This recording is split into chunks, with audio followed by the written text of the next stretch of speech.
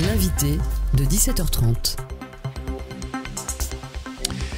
Et en ligne avec nous, notre invité ce soir, c'est l'eurodéputée socialiste Christine Revaud-Dallon-Bonnefoy. Bonsoir, Mme Revaud-Dallon-Bonnefoy. Merci d'être sur notre antenne ce soir. Bonsoir. On vous a demandé de faire un petit passage sur notre antenne pour revenir un petit peu sur ce vote qui s'annonce comme étant un petit peu crucial sur la prochaine plénière, le vote du CETA. Et du côté des socialistes français, eh bien vous appelez à ce qu'il y ait un débat vraiment en profondeur qui soit mené auparavant. Oui, on va avoir ce débat pendant plusieurs réunions au sein du groupe des sociodémocrates parce qu'on l'a vu dans les différentes commissions qui se sont exprimées sur ce débat.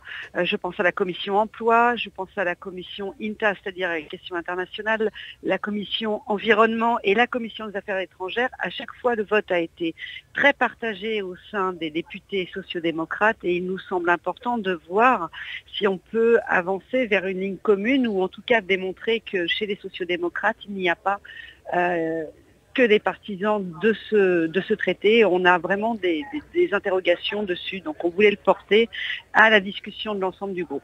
Ce qui est important de préciser pour nos auditeurs, Christine Revaud-Dallon-Bonnefoy, c'est que si le Parlement vient à voter en faveur de cet accord de libre-échange entre le Canada et l'Union européenne, je le rappelle au passage, il entrerait alors immédiatement en vigueur. Donc c'est vraiment le moment où il faut se poser la question. Oui.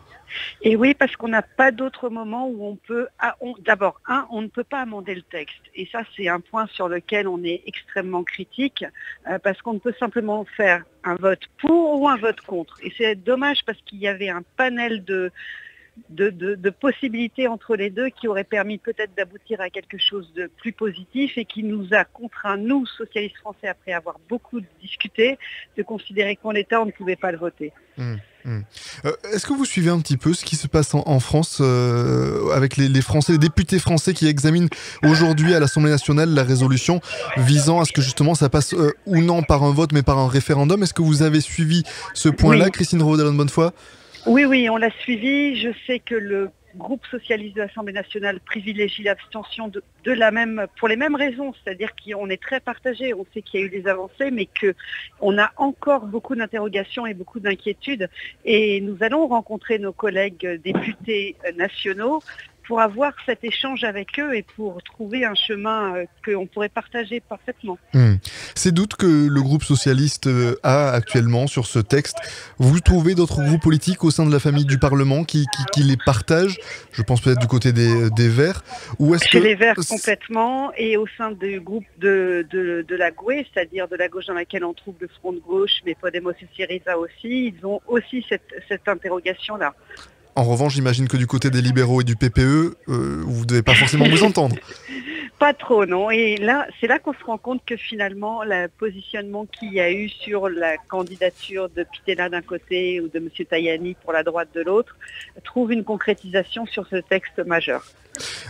Est-ce que vous êtes confiante sur le fait que vraiment on puisse poser un débat? Parce que, au fond, est-ce que c'est maintenant que ça doit se tenir alors qu'on est dans la dernière ligne droite? C'est pas nouveau, on a ce essayé texte.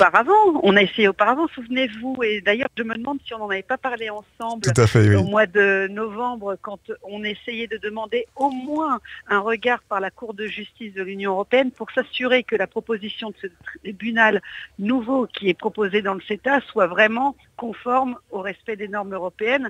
On a mené le débat et le groupe des sociodémocrates était majoritaire pour demander ce renvoi devant la Cour de justice. Mais c'est vrai qu'il y a une majorité de la droite pour s'opposer à cette vérification qui nous paraît indispensable. Du coup, Christine Revaud-Dallon-Bonnefoy, vous êtes confiante sur cette échéance ou cette tentative dans 15 jours, ou est-ce que vous pensez que malheureusement, elle n'aura pas plus de succès que les fois dernières?